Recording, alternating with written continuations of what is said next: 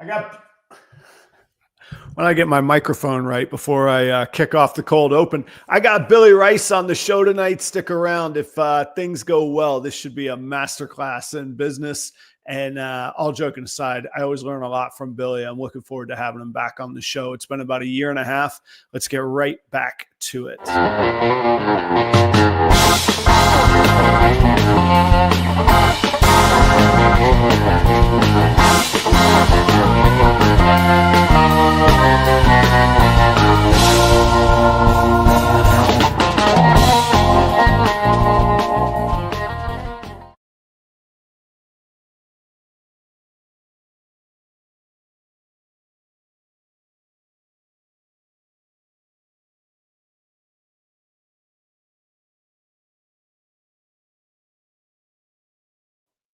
Man, check. Hello. I was just laughing because I went to start my cold open and my microphone wasn't in front of me. And then somehow when the show started, it's never muted when I click live, man. Do you guys remember your first day at your jobs too? Yeah. Thank you for being here. I got Billy Rice on the show tonight. It's only going to get better from here. That's the good news of everything. Thank y'all for being here. I'm still experimenting with this new kind of layout thing. There's actually 2 streams going, which is kind of fun. There's the classic classic landscape version on YouTube going horizontal, which is why I keep doing this. But also StreamYard now streams to vertical presentation on YouTube as well. And on a sample size of 2, a little hack has been that viewership has been way up, probably 50 to 60% increase in viewership with the vertical presentation. And interestingly enough, engagement has stayed pretty high.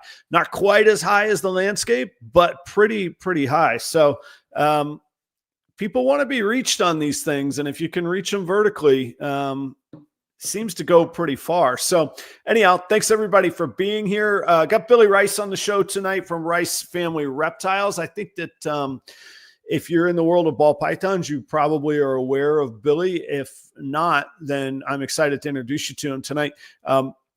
From the outside, I don't know. We'll dig in a little bit and learn.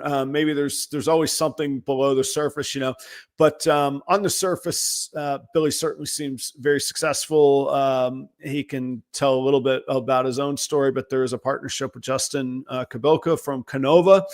And on top of that, there's a cool family business and genuinely good people.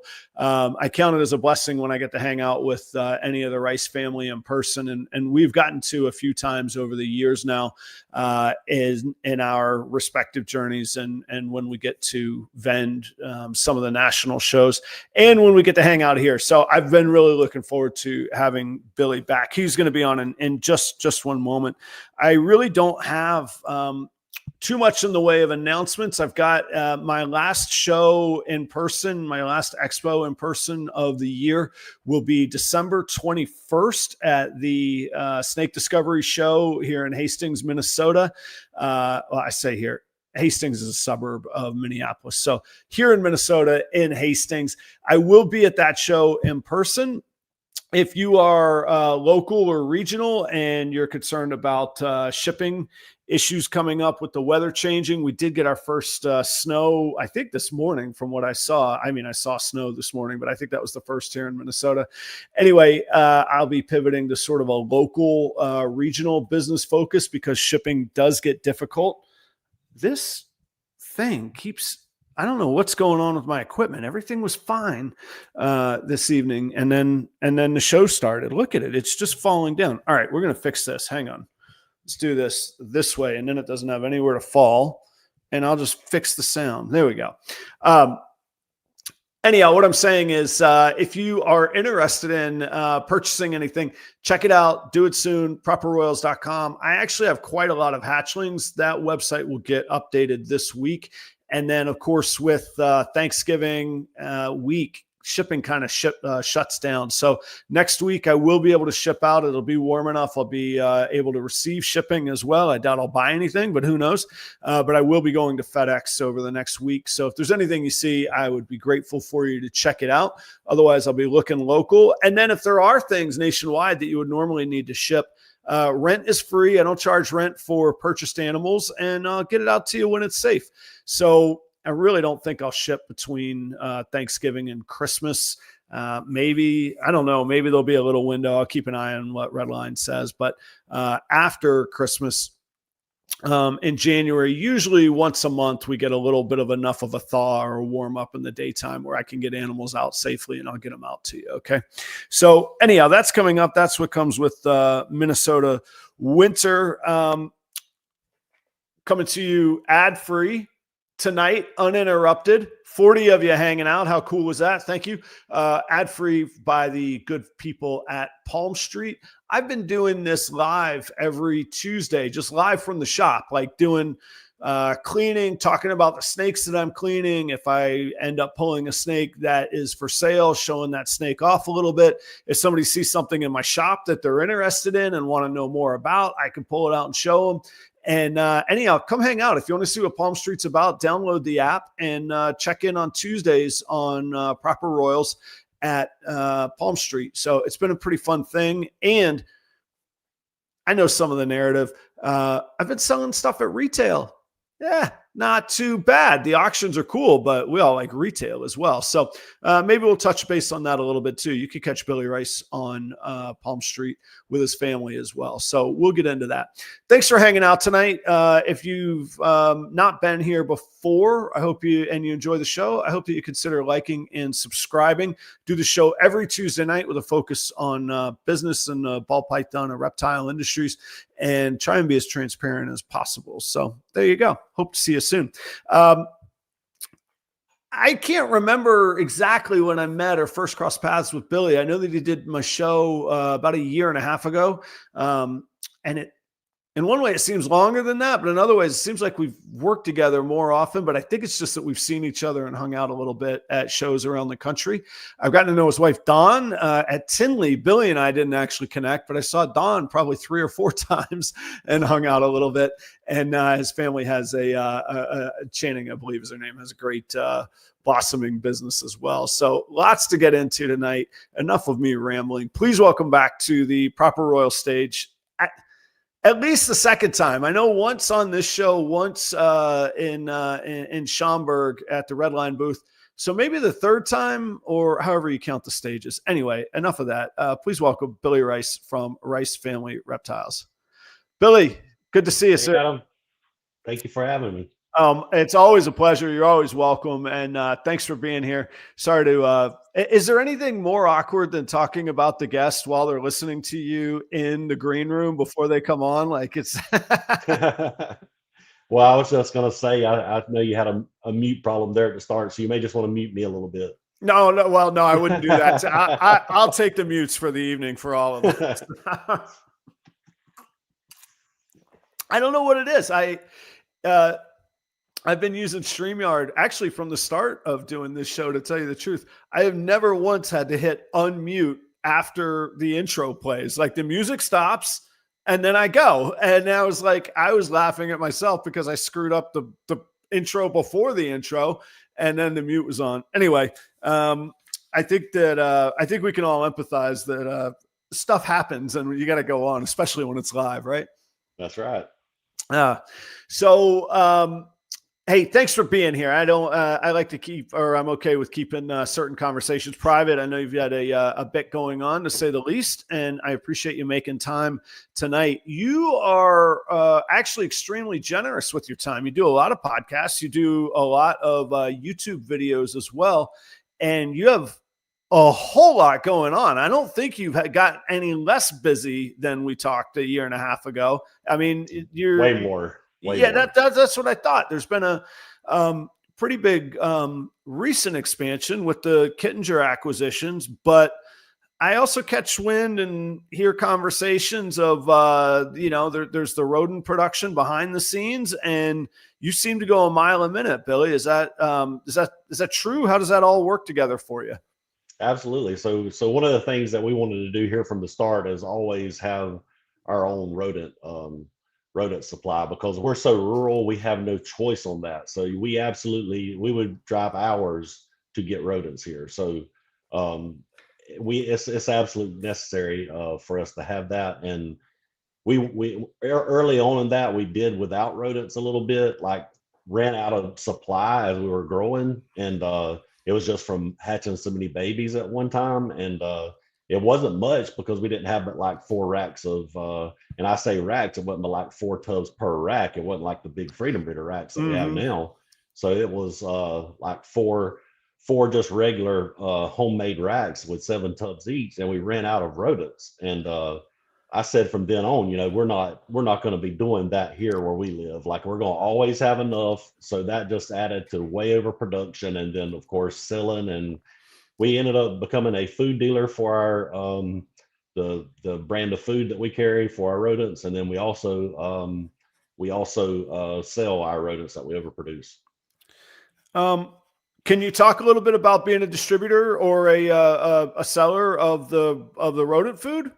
Yeah, we just did that because, one, we wanted to lower our costs, Right, and right. then our local food company dropped the line that we were using. So we ended up being able to just reach out to them directly and become the dealer in this area for it. And so we decided to do that right off the bat, and it dropped us like $4 per bag. So that was a big deal.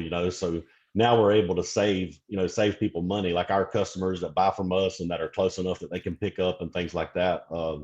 We really cut their costs on rodent food.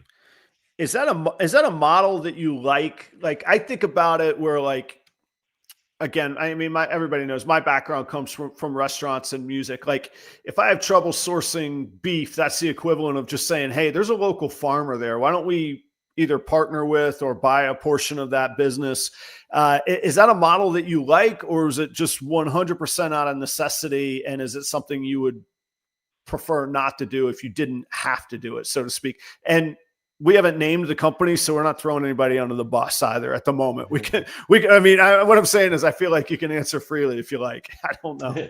No, yeah, it isn't that we really view uh, the rodent thing as a way to cut costs. So, Yeah. like, by selling them, we're able to produce our snakes at a lot lower cost per animal, and we're even expanded on that a little bit to make it even less cost than it is now. So um, we're I really like the way that we have it structured, because I view it kind of like a sawmill. 'Cause, I'm in the timber industry, That's so right. Yes, sir. so I view it like a sawmill. So your sawmill sells the bark off the trees, it sells the actual chips where you saw the lumber up, but then it sells the lumber. But the only thing they're known for, really, by the public, is selling lumber all the time. So, but the chips and the bark that they sell, that covers a lot of their costs, and that's their byproduct. So they're actually making money off their byproducts, and a lot of the mills even use the byproducts as energy.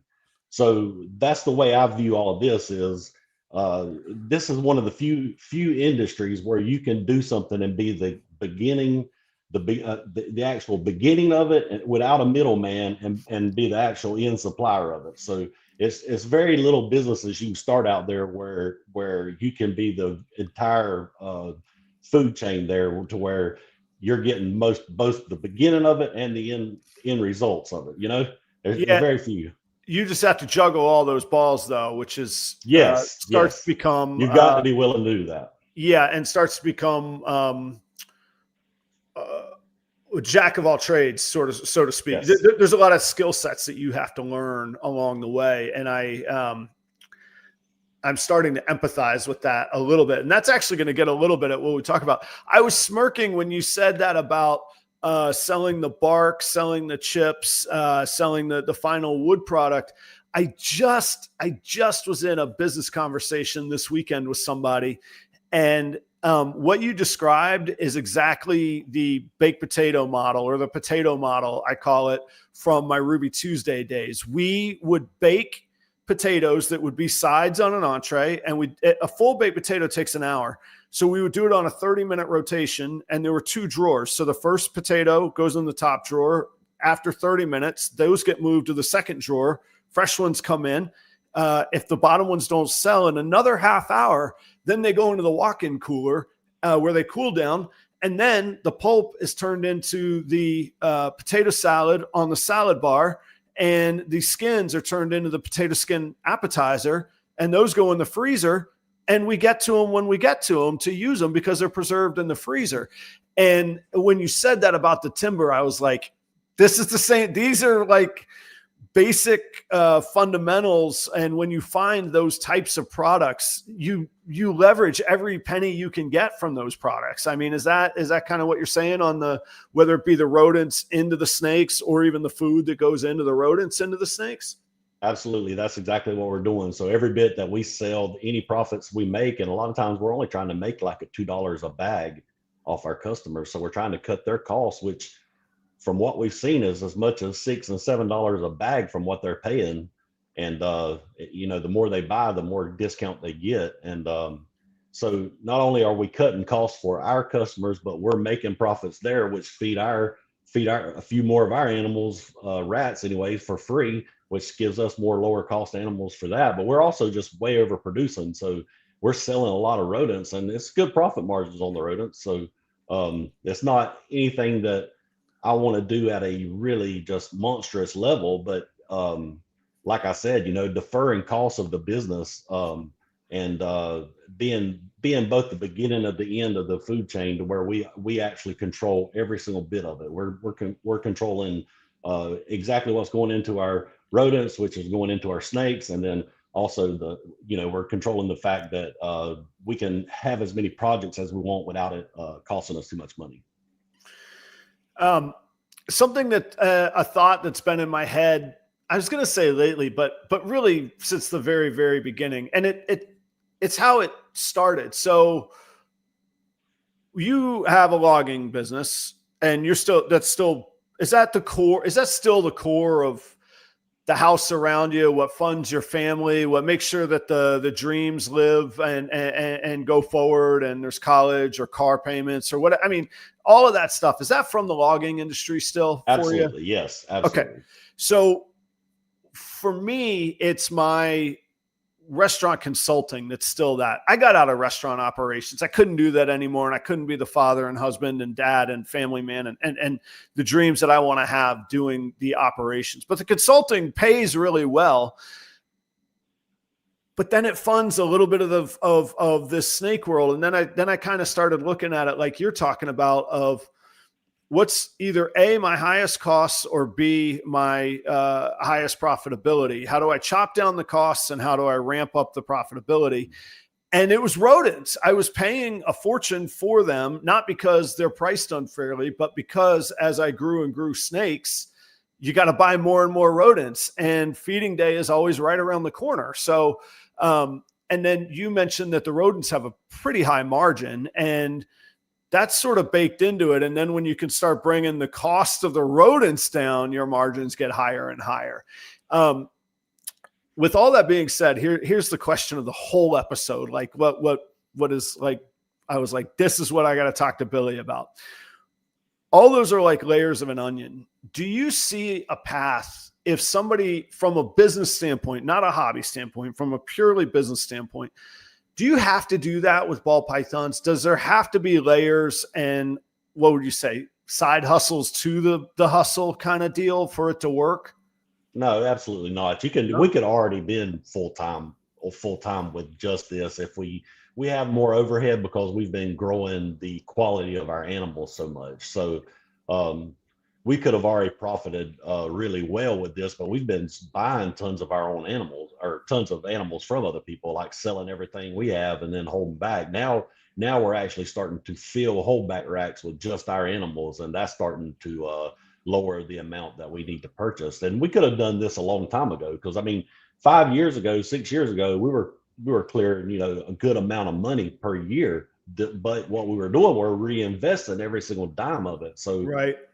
We could have really already, live very well and put away a lot of money. But we want to do this on the elite level, the same way we've done the timber industry and other things that we've been into.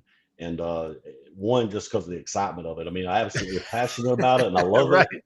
So I just, with the rodents and everything, I didn't want costs or anything like that, or the being necessary for you to have to sell an animal that you don't want to sell just to fund things. I want to sell things I want to sell and never have to sell something just because I have plenty of infrastructure. We baked all that into everything that we're doing, so we can hold on to animals and sell when we're ready to sell at prices we want to sell for. And that being said, it is a business and we're trying to make money, and we've got a sale going on right now. We just launched our kind of like our Black Friday sale that we do every year. We launched that Black Friday sale, so we have a pile of animals on sale right now that just went on this evening to Morph Market. But it's not because we do that this time every single year. It's the sales have been sporadic this year, but we've also this year had the best month we've ever had since we've been in business. So it's been really good.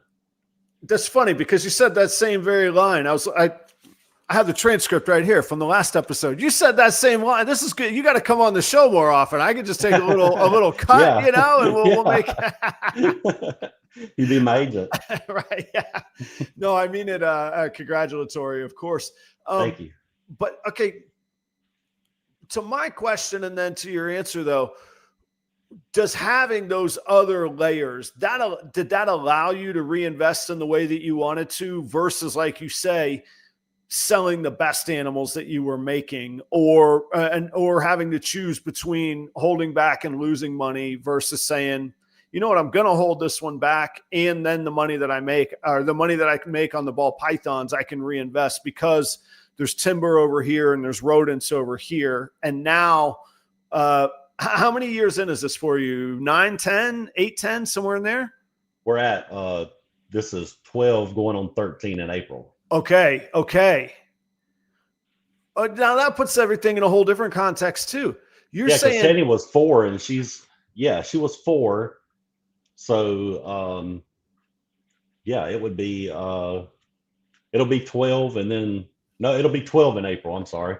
Either way, that whole ballpark though, for you to say after 12 years, now we're starting to really hold back the stuff that we're making. Exactly. That's a decade. And nobody thinks about that. Everybody thinks, I'm going to buy this and this, and I'm going to sell this, X thousand number dollar of animal, and then I'm going to have Ferraris. That's just not how it works, right? I mean, I haven't figured it out. Maybe somebody has, but I haven't figured that out. That's incredible, Billy. And why? Okay.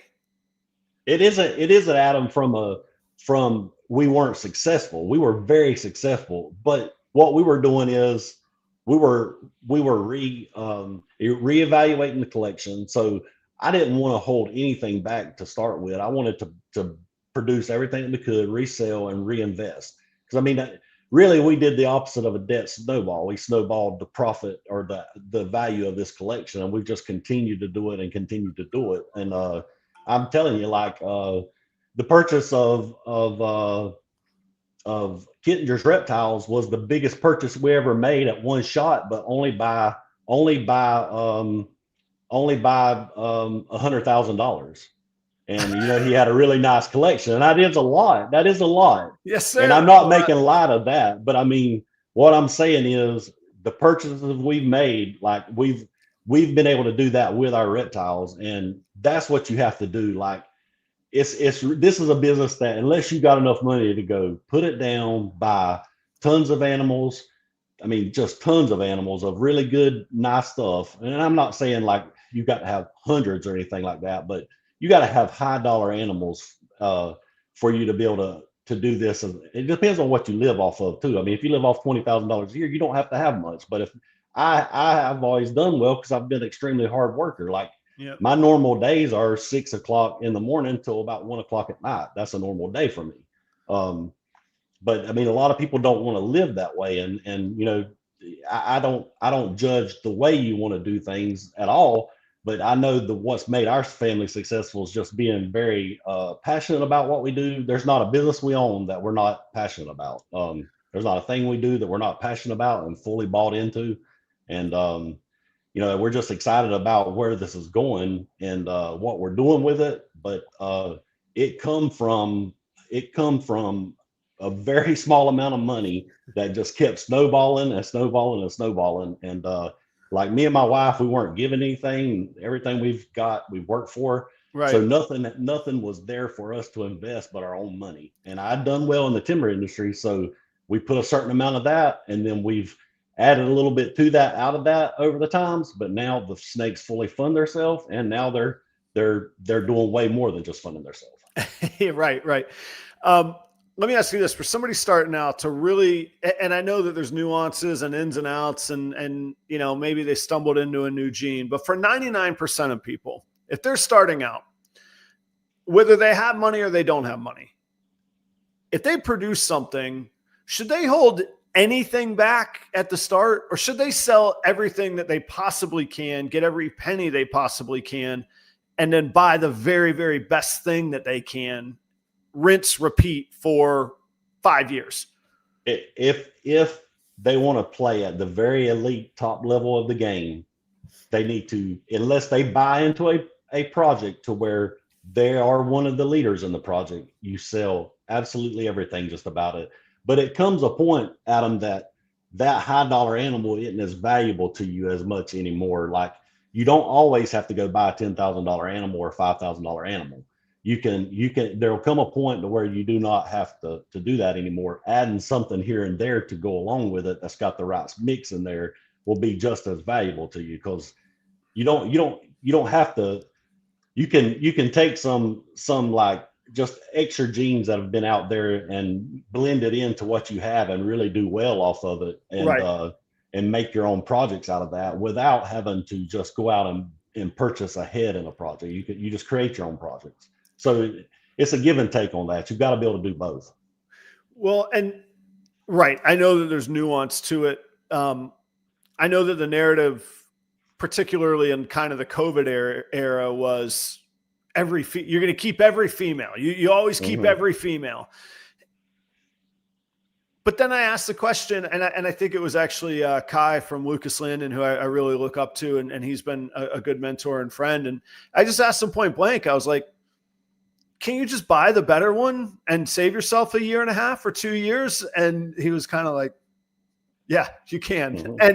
And so I've always wrestled with that, because like you say, you want something unique, or if you have something that's nearly unique, and then you get to a point where you can go, all right, I got this really incredible thing that maybe just needs, you know, something new that's accessible. Mark Mandix in the audience. Maybe you just need Scrambler to go into it. Maybe you just need Java to go into it. And then you have this whole new world that you're the only one in. Is that kind of what you're saying on that topic then? Absolutely. So yeah, if you're not leading it, you want to at least steer it into a direction that will put you in a leadership position in a project, or you've got to invest. And that's just the way it is. So that's what kept us, like, you would think our first investment, huge investment, would have been like, say, the first one we did with Justin. It wasn't the top morse out there. It was breeders, proven breeders, so that we could produce stuff and start making some animals that we would profit from. So it was not the top of the list stuff. It was just good stuff. And that was our first stuff that we got into. Just like, I did get a pastel lace clown. That was a really nice male at the time, you know. That was way back there. And we got a lot of the Batman project when Batman was super hot. That was a big driver for us. Them first to our first real business stuff, where we got past, this is a hobby, this is a business, you know, as we transitioned from something me and my daughter just loved to an absolute family business. So yeah, I think for anyone that wants to do this as a business, you've got to push toward being at the top. This is a pyramid, but it's not a scheme, and you want to be as close to the tip as you possibly can, because all the money trickles up. And when it's not doing well, the money doesn't trickle up. So like, you're seeing it in this economy where money's not trickling up, animals aren't moving quite as fast as they were. That's why all breeders should always try to take care of everybody up under them and help them become better at what they're doing. Because if our pet people aren't doing well. Right now, what you're seeing is the high end animals are still selling and the low end animals are still selling pretty decent. But the middle of the stuff, you get around the $2,000 to $3,000 area, they're not selling as much as $5,000 and $6,000 animals, depending on projects. All projects are different, but Right. that middle line right now is not moving as well as what it was. I I think I completely agree. I think that what 500 to maybe 700, well, let's say 700 to what 2000, 2500 is, Mm-hmm. that's all moving. I mean, I hate to admit it, that's all moving towards that $1,000 to $800 mark at the moment. I mean, is that, I mean, maybe we don't see it because the auction price is the final selling price isn't Yeah. posted, but is that what I'm feeling? Is that what I'm hearing? Yeah, Like absolutely. that's the kind of thing, right? It's just because of, and that's going to happen during this kind of economy.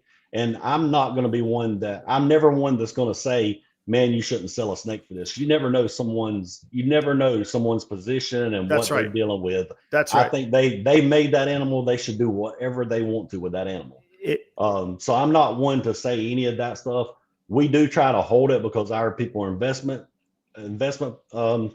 But I mean, everybody has to move some stuff out. You can't keep it. So in these times, we're going to move them, but then this is going to flip around. And when it does, then we're going to be more in the driver's seat of raising the prices back up a little bit. And I'm not saying they're going to be COVID prices, but the prices will be good again. This is a well-established business that's going through the exact same things that real estates went through, housing, restaurants, logging, like all of that stuff. Every business goes through up and down cycles, and this is just a world economy down cycle that will trend back up. uh, that could be like the whole show right there. Yes. You don't know what other people are going through. There's going to be markets ups and downs. You don't have the privilege of not experiencing difficult times and be ready when it comes around. Like that's it. It's right there, right? That first part though is really, really important to me. You don't know either what other people are going through, every person's resources and availability of either money or lack thereof, the opposite. And we all, I think, love, if we look at this as an industry and not a hobby, and I'm not saying anybody should do one or the other, but we're in different positions in it. If we look at it as an industry versus a hobby, we all really appreciate the almost pure capitalism of it. It's largely unregulated. It's largely, absolutely, it is worth what somebody will pay for it right now. And we love that because yes, we get to dictate what we do, right? So we can't chastise people when they make a decision based on that same philosophy, but they make it different than what we would make. That's hypocritical when I hear that from people. And honestly, like in everyday life, I have no problem with, this is going down an awkward place. I don't mean it to. We love this because of that free range. So if we start putting end caps on that free range, we go back to corporate life for that. If I want to put up with that headache, I can get paid way, way better to go live in that world and play those games, So I appreciate you saying that. And I'm not trying to put words in your mouth, but that's my own thoughts of, if we love it in one way, you gotta love it when it's not as convenient either, and respect somebody else's decisions. And that is like, I could see it at Tinley when there's a certain animal or a certain gene and one person's selling it for this price and it's wildly different over here. That's it. I can't get mad. I don't know what either person is on, and the power of their brand and their trust with their customers is what's going to pay off in the long run on that, I think, anyhow. And I think that's something that you guys have done very well. I think there is value in buying an animal from you, even if it's more than the next person over, because of you and your brand, what you've established. Can you talk a little bit about that?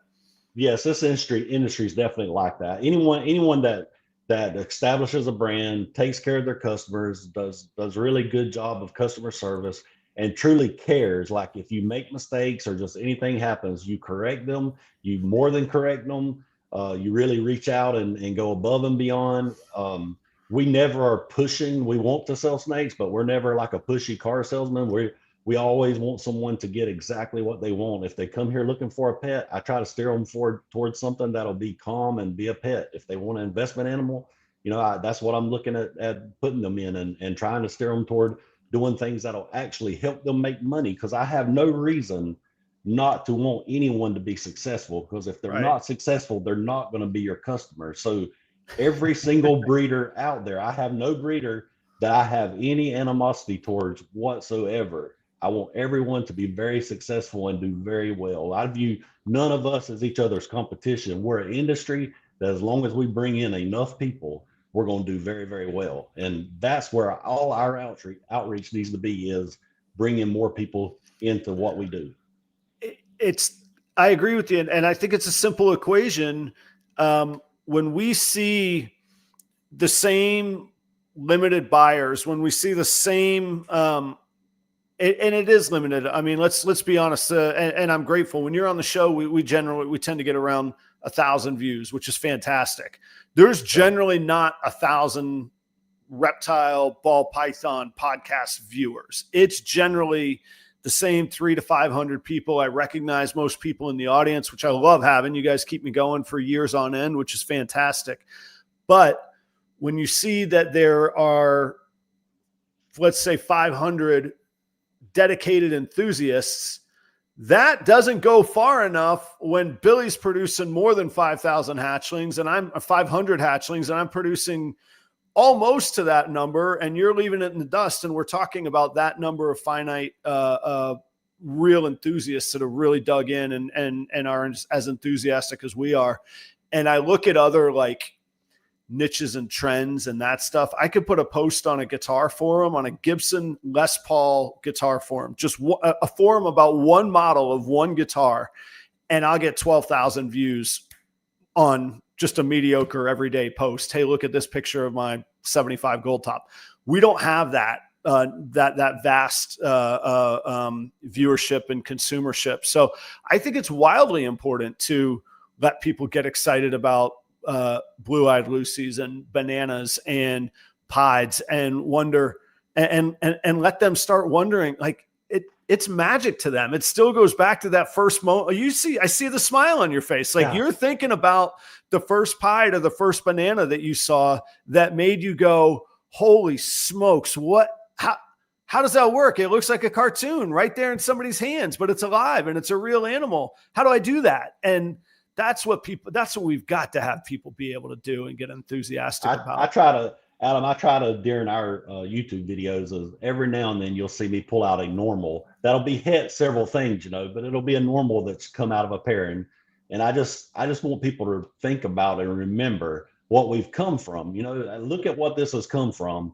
And yes, we still have some animals that brown out in people's collections, but imagine 10 years from now what we're going to be making, and how much crazier 10 years from now the public will be for these animals, as we all reduce house sizes and everything else.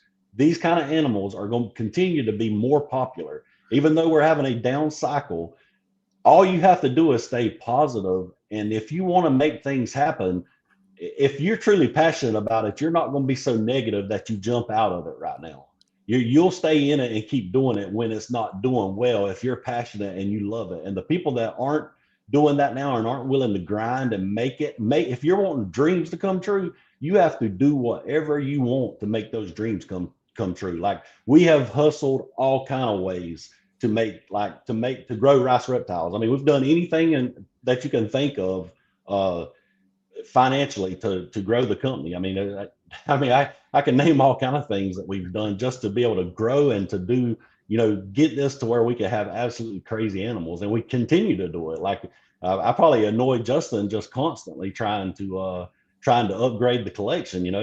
He's like, let's slow down and not upgrade as much right now. So anyway, like, the way I viewed this market, and like our purchase was, this recent purchase that we've done is right now is the same thing you do in any market that has fallen some. We're dollar cost averaging right now. We're lowering, we're reinvesting in stuff and really bringing up the quality of our genetic pool in our collection.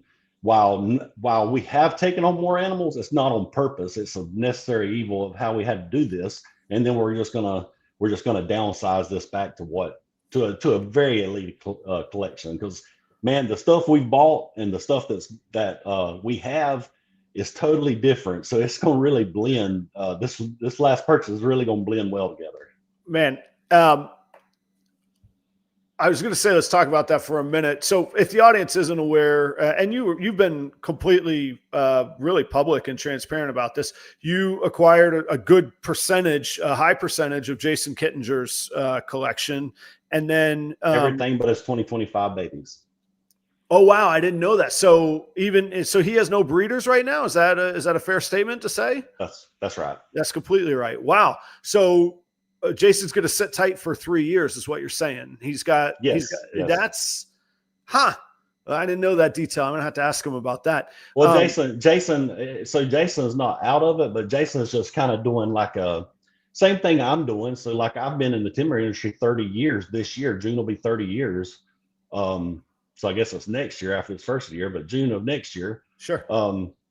But that's going to be 30 years for me in the timber industry. And it's not that I like it. I don't like that. I mean, that's what my dad and I did for 25 years together. I love the timber industry, but at the same time, there's things that I'm a little burnt out on. And this just gives me another whole, I'm driven by the process. I mean, people think that I do this stuff for money, but I don't even do the timber industry or this just for money. I do it. I love the process of what this is. I love the process of, yes, I love making the money, but it's more the process of getting to the money. You know, it's not really the actual end product that you have money. It's the product to the end product to me is just the process of going through it and watching it develop into what it is. You know, understand? Like I really like the feeling that you get from seeing this grow and build over all these years, and then the process of bringing in the customers and just all that stuff and developing these relationships. I mean, we went through this hurricane, this past year. Yes, sir. We had people all over this country reaching out, wanting to help us. And they were just great people. Like before our family even reached out to us, reptile communities reaching out to us. And I mean, I had family do great things for us too, but I mean, we got shell shocked here, but it's really just, the process is very fun. And to be a snake breeder, a lot of the things you do is going to be, if you don't have an employee, you're going to be washing a lot of tubs. Yeah, you're going to clean a lot of food. Yes. And in doing that, though, you enjoy the process of watching your animals grow. You see them develop. You see their color change, and you get your ideas from there of where you go next, what you want to build. And if you don't enjoy those processes, you probably don't last and you burn out in this, especially as you grow. It becomes too much of a problem if you don't love it. And it's not glamorous. There's moments that are, no, I wouldn't still say glamorous, but there's moments that are fun. There's moments sitting at Tinley or having that Wagyu steak before you kick off your Tinley show. That's pretty fun. That's amazing. That's very fun. But that's 3 hours in a 365-day year, Mm-hmm. And when you talk about the process, I kind of lit up that way too. We have some things in common. September 7th will be next year will be 30 years since my day one in restaurants. So our timeline is similar. And it's funny you said that about the process of kind of figuring out. I always say I like figuring out business. What I ended up doing in my career was this perpetual 7 to 8 year cycle where I would go to essentially, generally it was a distressed property or a new, something brand new. So I was fortunate to open TPC Sawgrass for the PGA Tour. That was brand new, and we tore down the old clubhouse. But then I got poached to a private club that was sort of in the doldrums, and I enjoyed getting that private club out of the doldrums way more than just following the PGA Tour script. It was way more fun figuring it out. And then I did that again. And that's like, now I'm doing it with rodents, with snakes, with a car wash because I'm insane, and then my own consulting company. And that is, that really does resonate. And Adam, when you get it totally fine-tuned, it's still interesting, but it's not quite as interesting, right? Well, it's almost like you feel like you have to shoot yourself in the foot. You're like, all right, this is too easy. Let me go find something else that's broken, or let me break something. Mm-hmm. Like, it's like, my wife laughs at me about this because, I told her one time, we had been married a few years, and I said, I'm going to draw up a plan because I want to retire when I'm 52. And she literally laughed in my face. And I said, babe, I'm not working hard to work this hard forever. I want to enjoy life. And she goes, I have no doubt that you'll make the money you need to retire by 52. She goes, you won't stop. You will never retire. You might be taking Social Security. You're going to have some side hustle. You're going to figure out what to do with it. And I was like, oh, I don't know if I'm ever going to travel the world because I'm just going to do stuff, And she's of course exactly right. It's been about 12 years since that conversation, and she's right. So when you say that, I appreciate it, and I chuckle to myself. As for maybe for content for the audience, what are can you share some like really specific examples of either you got going and then you said, all right, it's pretty good. Let me look around here. What can I either lower cost on, increase margins on, or save myself time on? That's really how you make money. I mean, it's not that much rocket science. There's only so many things. There's only so many levers that you can move. And those are typically the three. If I'm consulting and I go into a distressed property, all right, what are you paying too much for? What are you spending too much on? And what are you wasting too much time on? Let's make that list and work on that for 2 years. I bet you do pretty well, kind of deal. But what are some instances you've seen that are like real specific to our world? All right. So just project based, so winning on a project is very big. So the Lace project is something that we really won on. We hit the market just right. And we brought in one breeder male, and people think, you keep this male forever. Okay. So this male bred for me for 8 months. I sold probably, I don't know, 27 to 35,000, somewhere in that area, worth of animals off of him. Hit several world firsts, held all that back into the collection, and that's the offspring that we're starting to see today. So in an eight-month window, I had one animal come into the collection, make me, $30-something thousand or more, and then he moved right on to another really great breeder, and in 8 months period, and we were able to use that money we invested off of him, rolled right off of Lace stuff right into Pompeii stuff, and we just rolled another stuff like that in there. And it wasn't actual Pompeii. We brought in 2 males that just had the ingredients to make the stuff, and it was really high-end males at the time. But that's where we won. We held back breeders off of that, things like that. Another thing that we've done as far as like really winning and helping the business a lot is like lowering our costs, like with our food and stuff. That was a big deal with rodent food. And then also being able to use like our rodent facility person helping us in the snake room. So the person that runs our rodent facility also comes into the snake room and helps us with full cleans, which gives us more marketing and more time to promote ourselves. And that's been a big boost in what we've been able to do. And YouTube's done a lot for us. Instagram and YouTube, we sell tons of snakes through Instagram and YouTube. Yeah. So 2 points in there. Freeing yourself, like making the animals is one thing. I have found there are bedroom breeders out there producing bangers. Like you just like, how have I never heard of this person? And most people, myself included, I wrestle with finding the time to market the animals that I produce. I think I produce solid stuff. I'm not, but it almost doesn't matter how good of an animal you're producing if you don't have the time to market it and to get your name front and center and to be front of people's minds when they go, I might want to buy a ball python today. Who am I going to look at? You got to be at the front of their mind there. And we're still failing there, Adam. So that's something that's where we should be 20 times better than what we are right now. And it's because of my lack of time. My lack of time is hurting us. So what business is it that's pulling too much of my time is something that I'm juggling to figure out, how to streamline this and make it even better, because this should be even way better. Is it cost prohibitive? It seems overly simple. Is it cost prohibitive to just hire stuff out, whether it, not the marketing part. I think in marketing, and by the way, Stephen, thank you for the $10 in the jar. And Stephen would have a great opinion on marketing insight. I think the people are the magic in marketing. I can speak to the fact that sitting in a basement with 2 banners behind you, you can reach a whole bunch of people. You just got to do it. You got to commit to doing it every week, week in and week out. And I do that. So I think that the person themselves is the magic.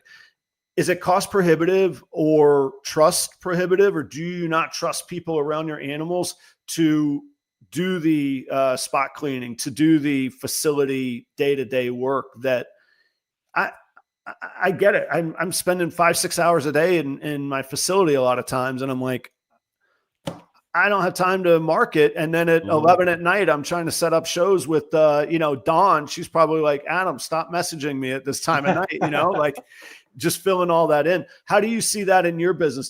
Does spending on labor make sense, or is labor so expensive that sometimes you say, I'll get there, I'm just not there yet, and I'm going to go do this work myself? So that's something to where you have to balance. That's one of the magic questions on balancing both the growth of your business and where you are, as far as, will you do way more because of that, or do you need that money that you're paying that person to help you get a little better than what you are? So that's something that I am at a point now where I've got to do more of that, more of pushing myself, more of putting Rice Reptiles out there, and chanting my daughter and wanting to do more of that and continue to learn. That's something that I'm at the point where I need to do that stuff. But I'm still so involved with the other stuff, and I'm training right now on the login side to move more toward that.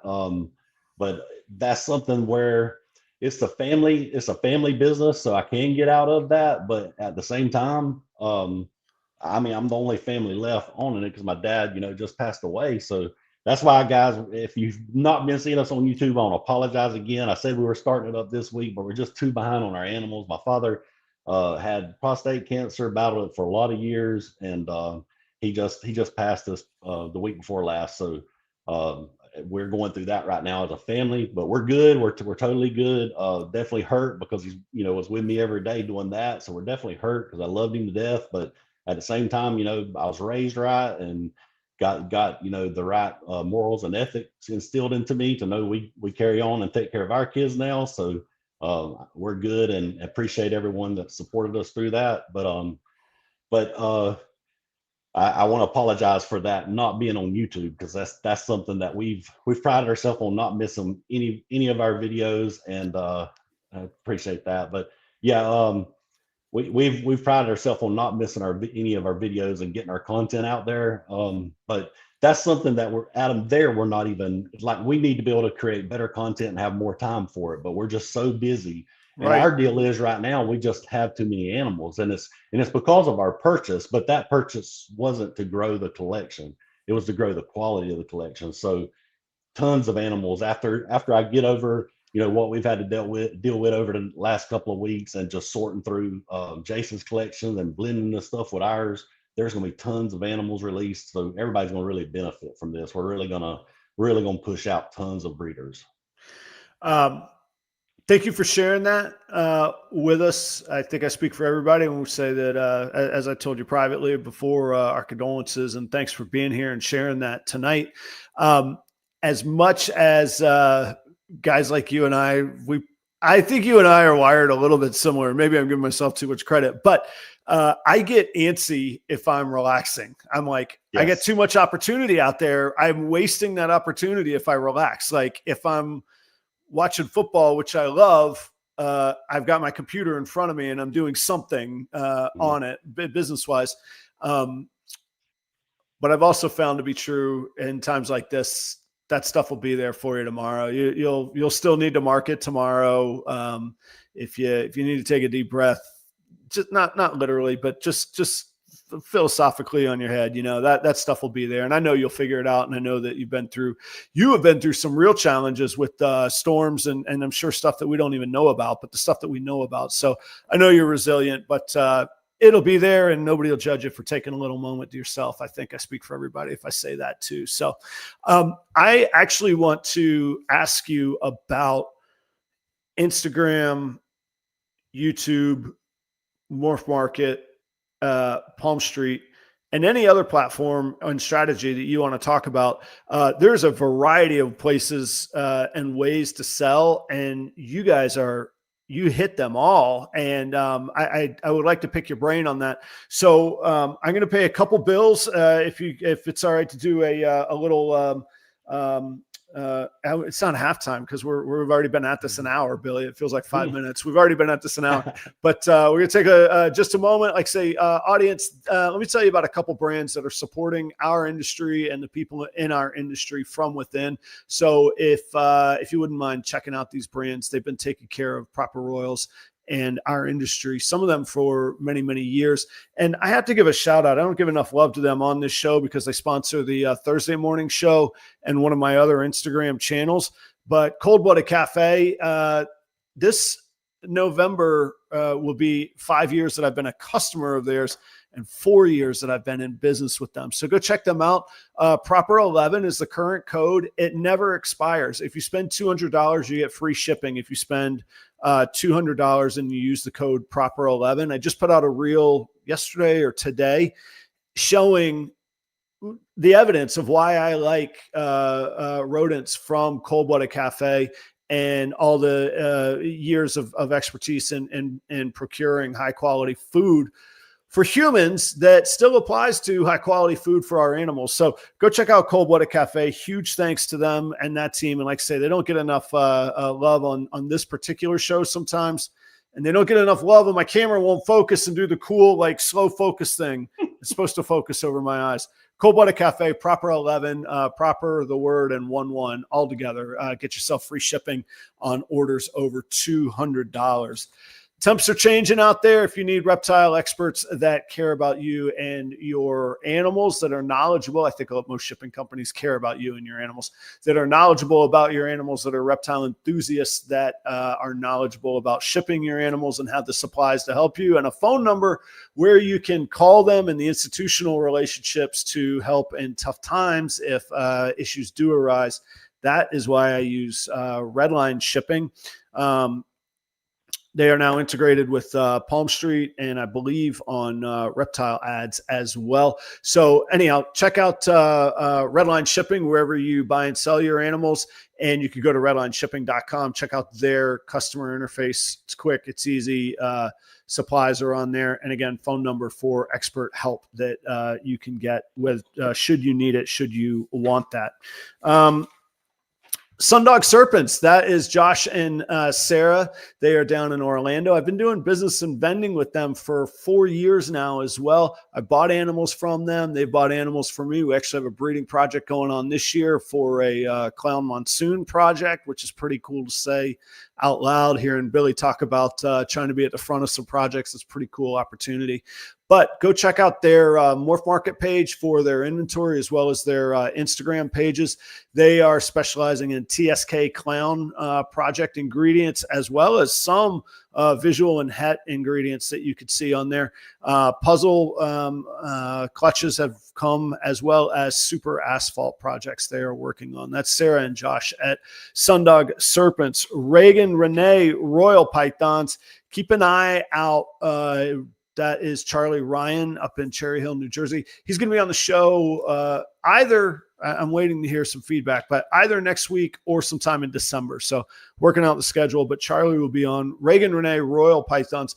Do me a favor, if you would, go to ReaganRenee.com. Just the two names, ReaganRenee.com. He's got all his inventory on there, and he's got some perks for you. If you go there, everything on ReaganRenee.com is free shipping if you buy through ReaganRenee.com. There's tons of ways to pay, including Afterpay. Holidays are coming. I heard Billy say defer some costs. I'm not saying go in debt. Watch your credit cards there. I don't know how Afterpay works, but it's available on there for for you if you buy through reaganrenee.com. And last but not least, I think the promo code is proper10.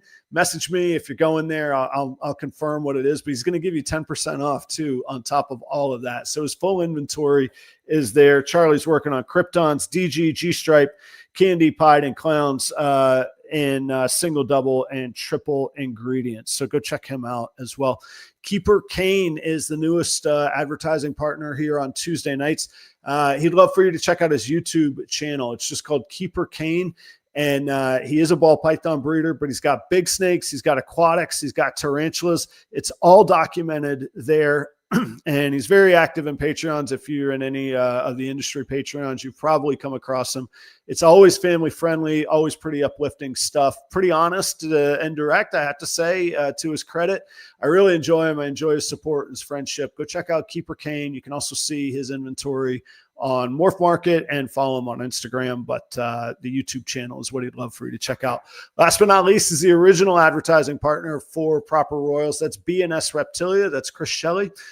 Chris is a ball python breeder, but also specializes in blood pythons, locality boas, colubrids of all shapes and sizes, the Pituophis, the bull snakes, and the pine snakes, if you know what those are.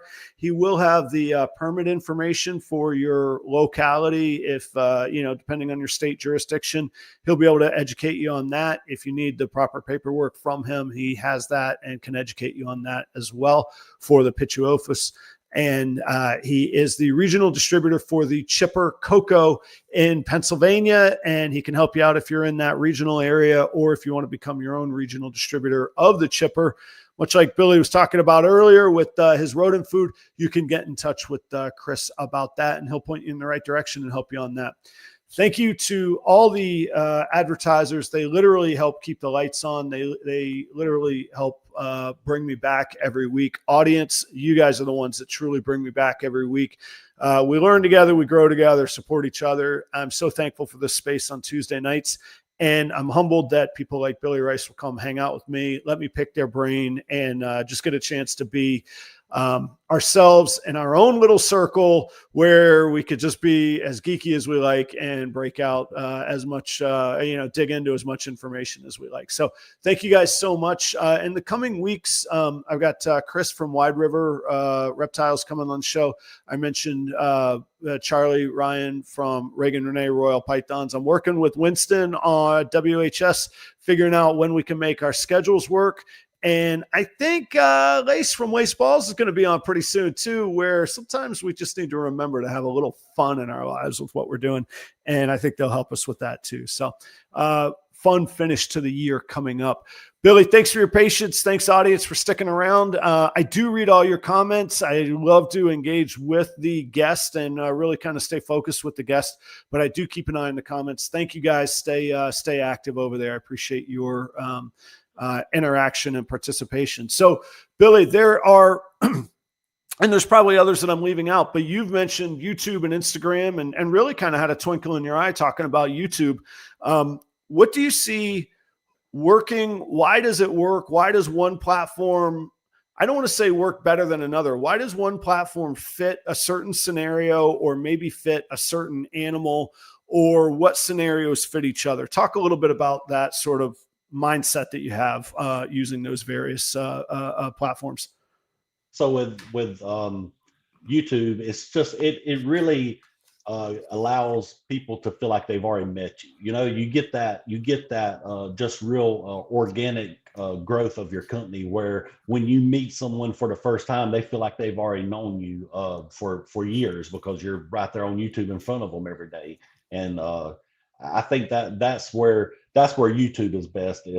One, you're showing off projects every time you're on there, showing off something with your animals or tips to people to help them, or just anything that you can come up with, that's gonna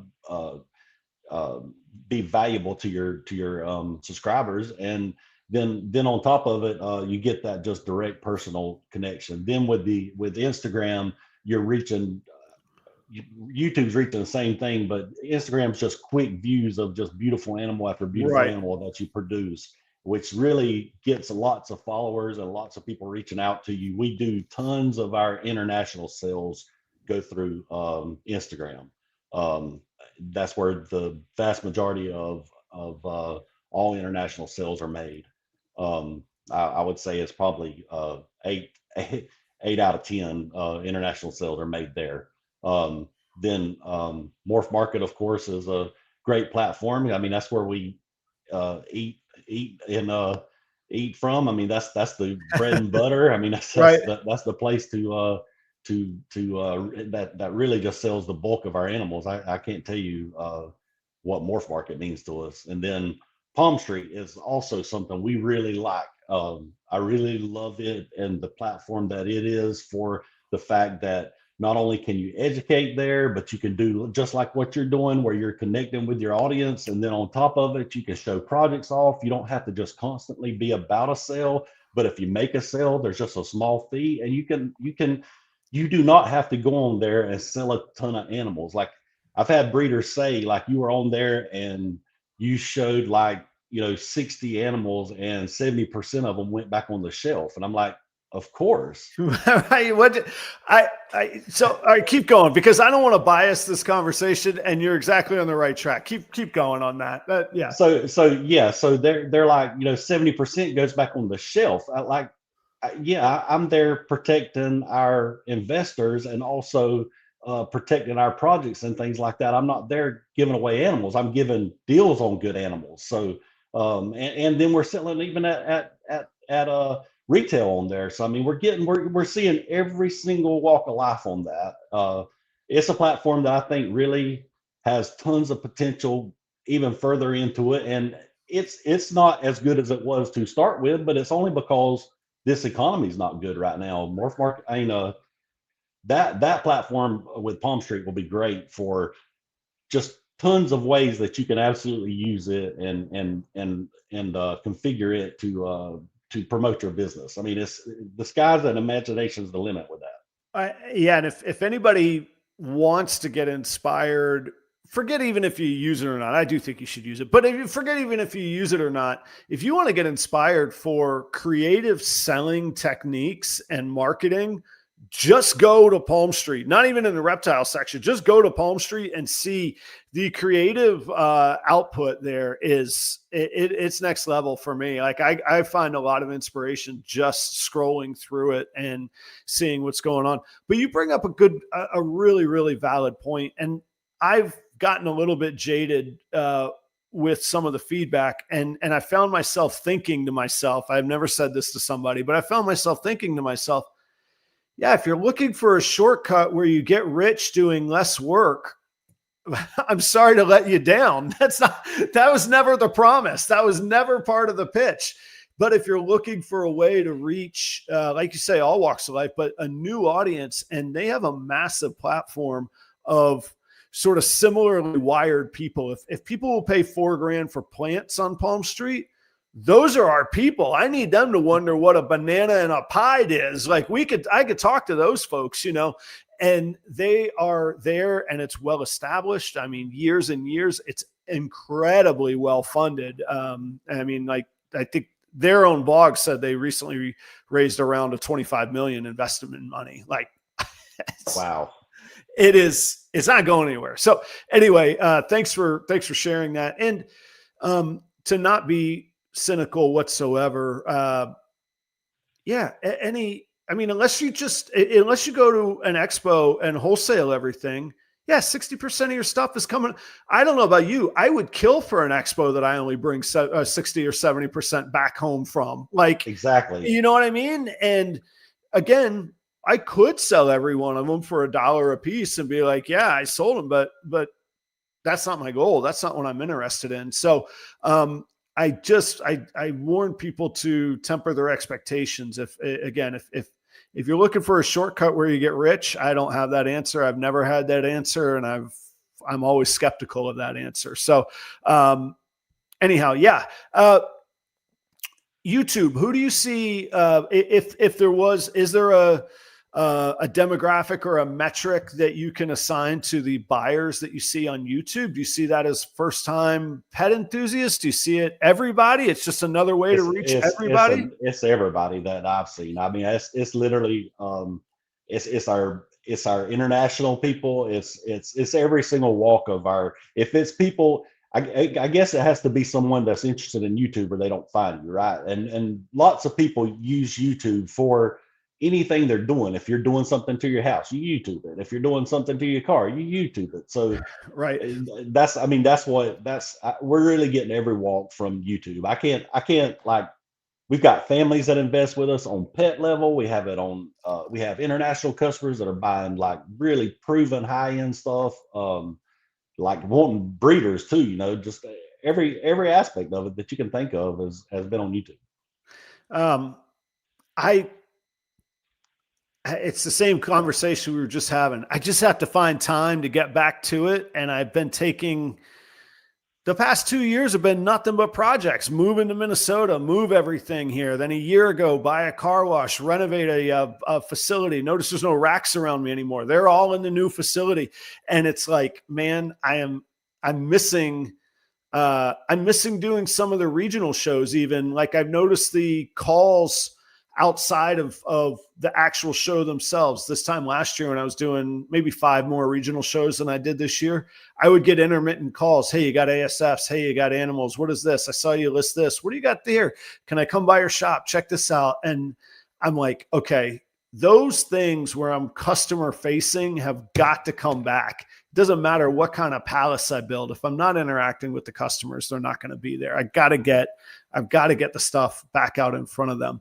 On your YouTube content, what are you doing on there? Is it a, hey, here's how is it a, like you say, you search how to do stuff. Is it a, hey, here's how we do this? Or is it an educational, hey, here's a talk about this gene? Or is it, hey, here's recent clutches, check them out, guys, and here's why we're excited about them? What are you doing on there? That's our biggest thing, is we're doing clutch reveals on there. So that's our biggest deal. I want to put more time and energy into it to where we can do more of more educational stuff and things like that. But it's really, we're throwing in as much YouTube content as we can at the end of just super busy weeks, or it's just been insane. And a lot of times we'll be pouring sweat while we're trying to make those videos from just finishing cleaning or something like that. So that's something that we've talked about a lot recently, is getting it away from finding a time during the week to really hone in and make those a lot better.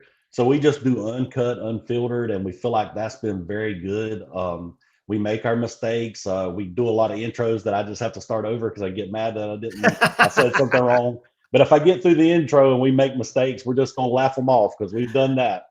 If you ever get down on yourself, you can always come back to this episode and just be like, I'm just going to watch Adam fumble around for 3 minutes.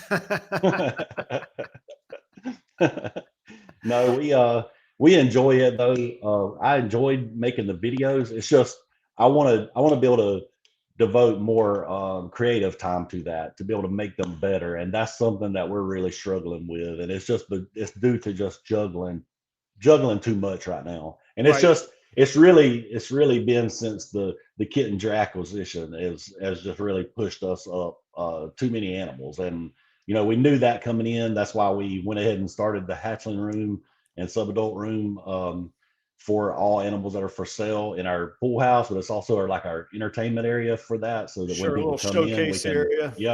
we can hang out and just have a good time there. It's right by our pool, so it's just a good area where we can grill and just invite guests and friends over. Then on top of that, we built all that infrastructure, so it's all that just transition, and then getting all this stuff and getting it into our system, getting everything back on food from a move. Just I mean, there's little things that you don't think of that take a lot of time. It took me an entire day just to enter those animals into the computer and make the tags for them. I mean, it took me from 7 in the morning until about 2:30 or 3 o'clock just to make all the tags. I believe you. I got, I don't know, 5 or 6 clutches that I just have.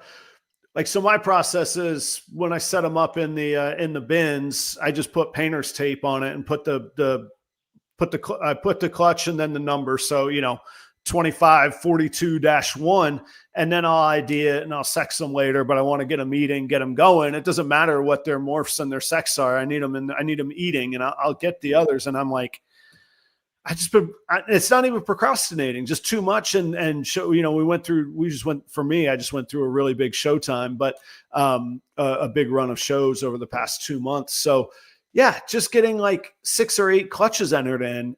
It's a whole day of identifying, entering, print the label, sex, and then double check to make, that you got it right to the best of your ability as well, because it starts getting blurry. Did I click male? Did I click female? I'm pretty sure I did. I wrote female. Did I click female? Oh, you turn into a zombie staring at the screen, We literally had, so we produced some wholesale animals here that we release into the, thank you, Will and Audra, man. You guys are awesome. They're great people. Will and Audra, I hope you guys awesome. are well. I was thinking about them today because I got it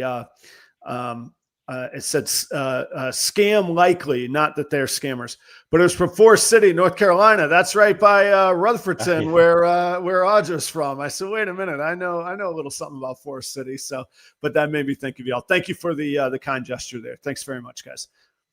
So one of the issues, like with us recently, with being just so busy and not able to do as much of it, is not only did we bring that stuff in, but we're at the peak time of all our hatchlings. Yes, sir. That's right. So we had 58 wholesale animals go out. I had too many in stock, and we had 58 wholesale animals leave the facility. And at that same time, 1 week later, replaced it with 58 hatchlings.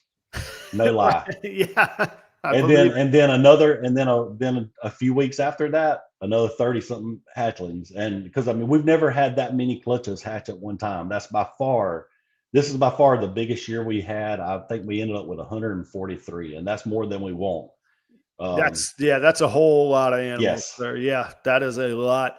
Do you find the longer that you have the same breeders, and I mean the females in the facility, that do they concentrate their clutches? Like, do they sink? Do they seem to be like narrowing, or is it's all year round? If they're narrowing, you're narrowing it. If you're getting everything that you can get out of a collection, you're breeding year round. Right.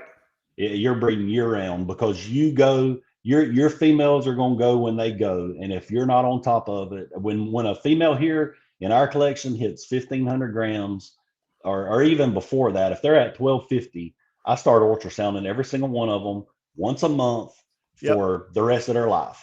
Right. Until we get a lay day, once you know the date, when we get a lay day, that's different. So if they're a female that lays 4 years later, a female that doesn't go in her first 2 years like most of them will, we're going to keep ultrasounding her every month for 2 years of her life, until we get a clutch out of her. But I think that's why we have a huge go rate with our females. Like we have really, that's why we hit so many animals.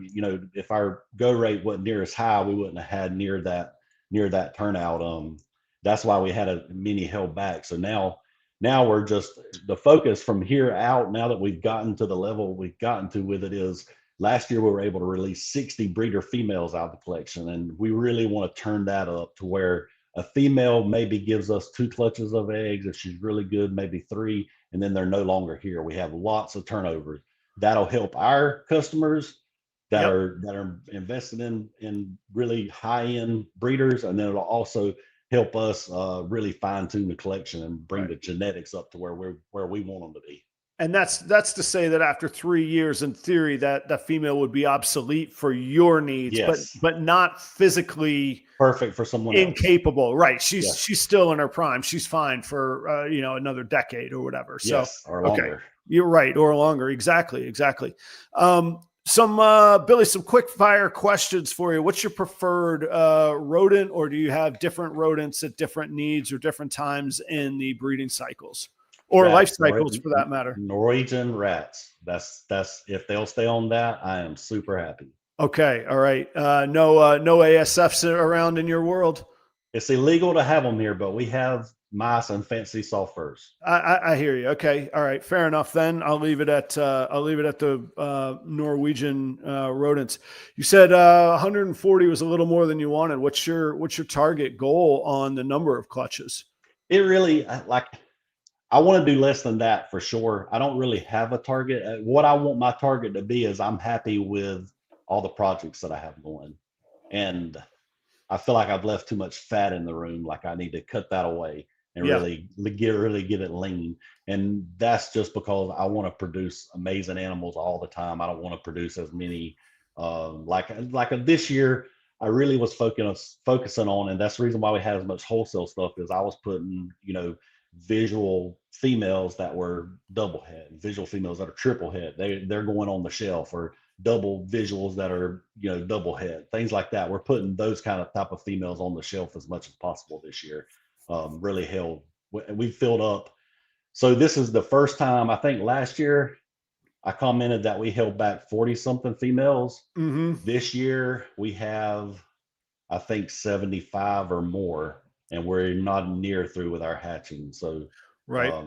so we're way we're where we want to be now. We're producing a lot of our males versus going out and buying them, and that's big when you get to be doing, when you're doing that, because now we really can just invest in the right females, or a really big project if we want to, a really high end genetic, like Something brand new. Yeah. yes. Yeah. And everybody can do that. That's I'm talking a lot tonight about business and high end stuff. If you're dreaming of doing this, you absolutely can start on the low end of this and work your way up. You just need to get with someone that'll help you get into genetics that will, not that anybody can do it and know the market perfectly, but somebody that cares enough to make you successful with the genetics they sell you. And that if you do that, you'll get a great jump on making money in this industry. But then you've got to be willing to put in the work and hustle until you see this through to fruition and into a real business.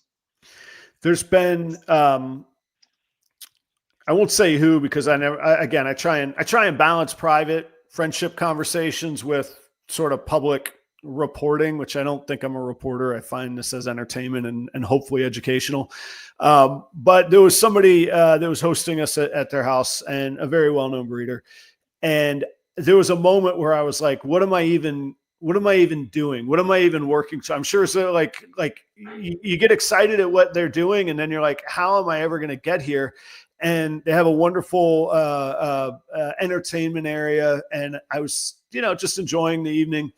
And I said to the host, I said, how long did it take you to, like, how long you been in this house? This is really like got your fingerprint all over it. And he said, well, we moved here with the snake, and we moved here and got the snakes 26 years ago. And I was like, oh, it takes time. Give me 26 years. I'm going to be slaying it too, And this is genuinely someone I look up to and hold in the highest esteem. And so sometimes that's really important. Just get started and people figure it out. And there's going to be bumps. And again, earlier in the show, audience, if you missed it, there was a moment with Billy where I was like, 12 years you're talking about just now hitting a certain a point of reducing your cost of goods sold by buying less, sourcing less, and producing your own that you're holding back. So it's definitely a long run, and enjoying the ride, I think, is important when I hear from you as well, man. It's a really, really cool thing. With all that being said, what are genes or combos or projects that get you excited? And I'm sure there's 99 of them, but if you were to talk about one for 2 or 3 minutes, what's something that gets you excited, and why? And the why can be, it's amazing. It doesn't have to be any more complicated if that's what it is, but what's something that gets you going right now? Right now, it's still the same thing I've been on for like 4 years now, is lace. And I'm just excited to have lace into absolutely every project that we're working with. It doesn't matter what it is, lace makes everything better. And we had a lot of negative side effects of lace, and kind of like scramblers getting now from like the start of it, not having a test and things like that. But lace, now you have a test for it, so there's no reason not to just work with it. And I think it will really bounce back as the must-have gene. We like it rivaling Desert Ghost, like in a dead heat together. It's that important, I think, into the future of ball pythons, because it doesn't constrict pattern, and it allows animals to express themselves while also adding amazing contrasted animal. and then it also creates a crazy belly pattern on animals. So I'm super excited about our puzzle project stuff and where we're going with that sunset project stuff that I haven't been excited about, but now like with Leviathan there and other people hitting sunset ultramel stuff. Yeah, And you see the right thing and Arctic suddenly you stuff. get excited, right? Yes. Yeah, And that's right. see that's what I say. You know, like I'm never gonna be one. I may stay out of a project, and it's just because I don't know where to go with it yet. It Right. doesn't mean it's not a great project. So I won't knock a project. I'll just say I don't like that project yet. Yep. Because I mean, we've seen that like with leopard and pieds. So we didn't like leopard and pieds, but as you go into like clown pieds and deeper into like desert ghost pieds and desert ghost clown pieds, leopard's really nice with the boldness that it makes and the blacks and the patterns and things like that. Sure. So it's always you just like we also hit like a pinstripe hurricane clown that had a few more codons in it this year, and that thing was amazing. It kind of to me rivaled like a monsoon clown, looked like a little better version of that. So I think just sometimes we haven't taken that extra step with each one of these genes. And if you like a gene and you're trying to figure it out, work with it a little longer and see if you, because sometimes you're going to let it go and fall, and you'll fall short of what could have been absolutely amazing. That doesn't mean keep everything either, though. I mean, it's hard to know. I mean, you talk about lace, and I don't have any lace, and I've never worked with it. And I agree with you completely. And I own Scrambler, and I love Scrambler. I'm very, very excited about Scrambler. There's going to be I call it a lace moment with Scrambler. There's going to come a time where every bright orange something has gotten labeled Scrambler, and somebody's tried to make money on it. And then there's going to be I call it a lace moment. So anyway, we like Chris Herndon a lot. We really enjoy spending time with him. So with us, someone asked me, is this gene legitimate and everything? And I'm like, I don't know how to ID it good yet, but if you look at his animals on his table and how beautiful and orange they are, I mean, do you want if you like the way they look and you see them standing out here at the show above a lot of animals that are here at the show? I mean, if it isn't Scrambler, then he's got the best like orange dream stuff on the planet. So like that was my thing with Marcus Jane. I don't care what you call this stuff. I don't care. I would like to know what it is so that I can have a plan and a path. But whatever it is in that animal. Is it the combo? Is it the line? Is it a unique gene? I don't care. I want to recreate what is there, and I want to figure out how to make that better in my own image. I'm not like a genetic master, but right.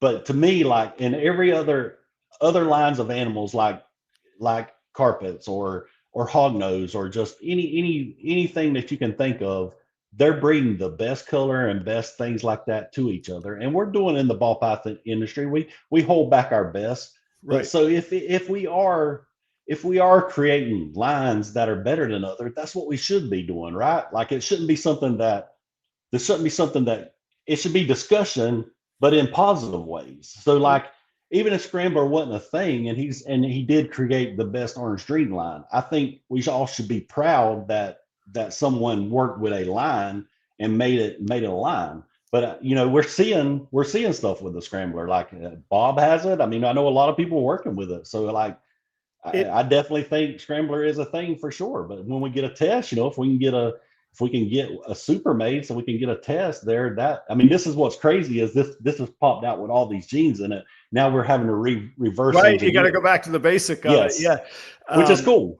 It is cool. And I think, don't get me wrong, I love shed testing. Obviously, I love shedtesting.com. I neglected, guys, to mention earlier, use a promo code proper10. You get yourself 10% off of 2 orders. You can order as many shed tests as you want in there.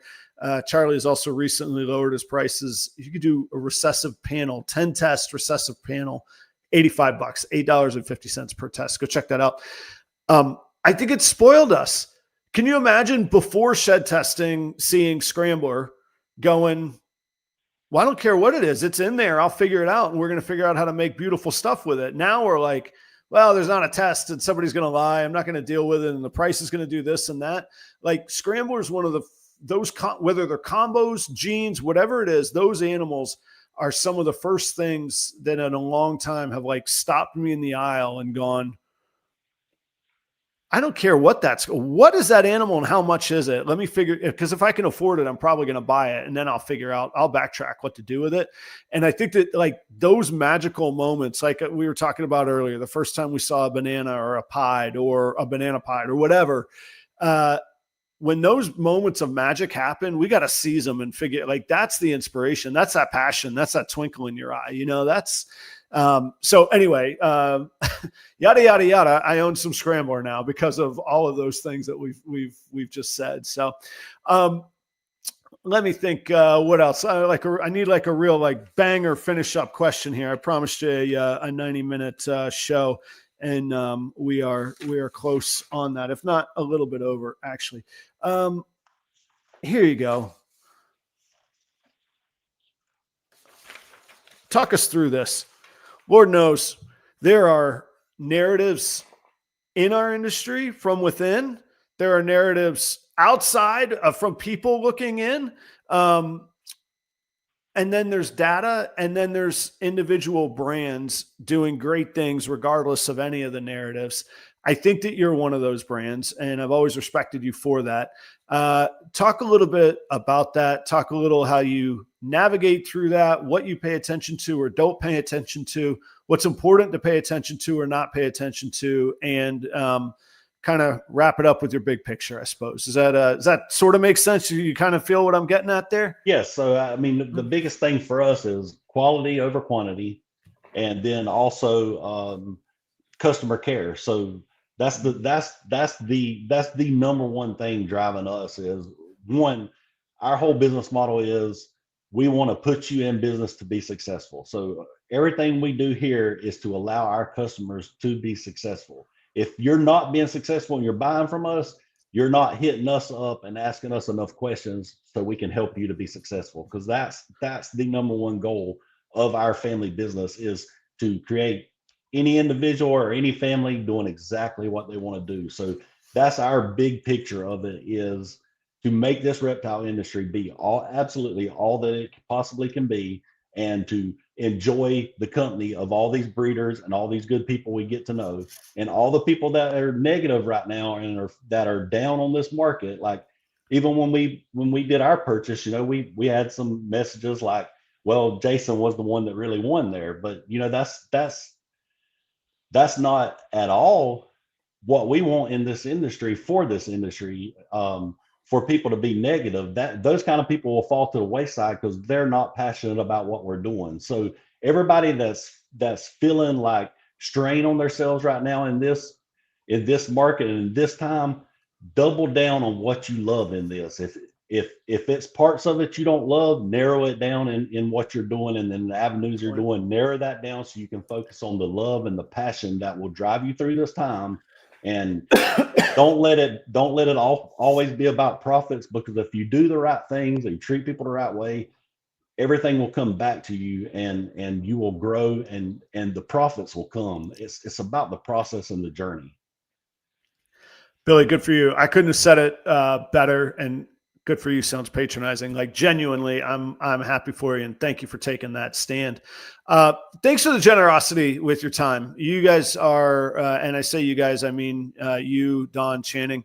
You guys are great. You've always just been a real pleasure to work with in person. You're the same person in person as you are everywhere else. I see you. You're generous with your time and your insight, and thank you. We're in a better place with you guys in the world here in our world. That. So this is one of our favorite shows. So we appreciate what you put on and the questions that you ask, and we're happy to be a part of it. And anytime you want me here, I'll be here. I promise you. Well, I appreciate it. That means the world to me. And if you got 5 minutes, stick around in the green room for just a second, maybe for a brief conversation, and thank you and that stuff. Audience, do me a favor, go check out Rice Reptiles if you aren't already. You should be, but if you aren't already, and not everybody knows everything, and there's new faces and all of that, go check them out. All the platforms, Rice Reptiles. You won't find better people, and you'd be hard pressed to find people doing better stuff too in the snakes, but you certainly won't find any better people. We'll be back here same time, same place next week. Audience, I can't say thank you enough. Hope to see you soon, and thanks everybody. I appreciate it. See you next time.